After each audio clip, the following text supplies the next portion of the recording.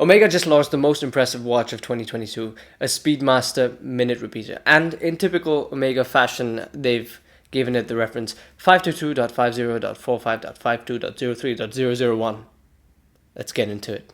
So this particular watch is a 45mm solid rose gold, Sedna gold, that's Omega's proprietary alloy, Speedmaster with a split seconds chronograph and a minute repeater. Now the minute repeater in this watch actually chimes out the elapsed time from the split seconds chronograph and not the actual time of day.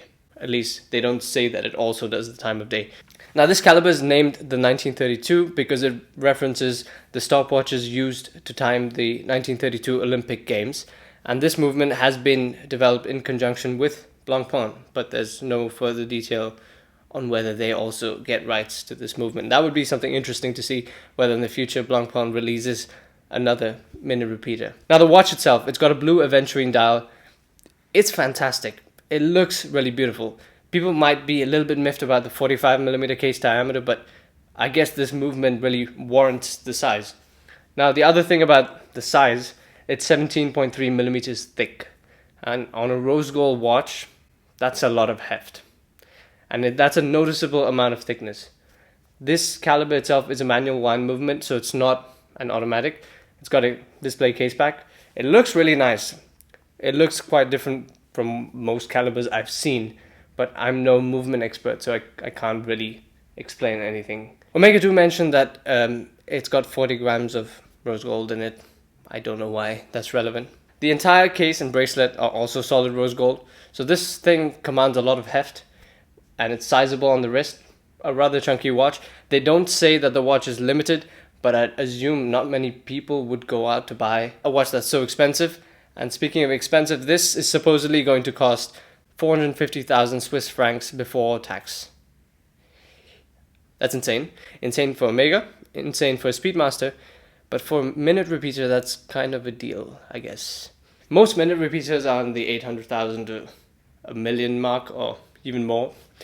It's regarded as the most impressive complication from a watch manufacturer, but I don't really know exactly how difficult it is to achieve this.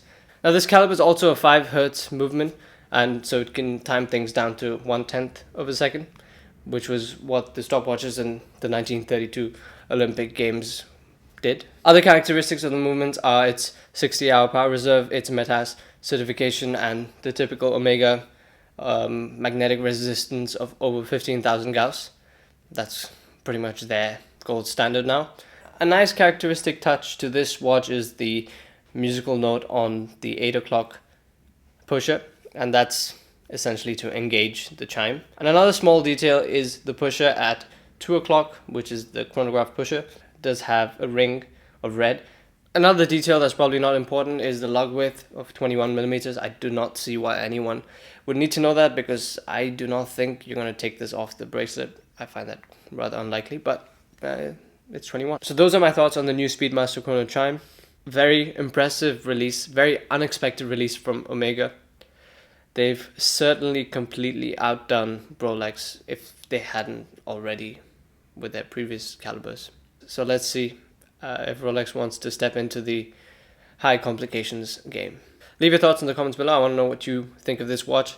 I know the price is a major factor, but it is a minute repeater, and I don't know of any affordable minute repeaters. So that's pretty much it. See you in the next video. Cheers!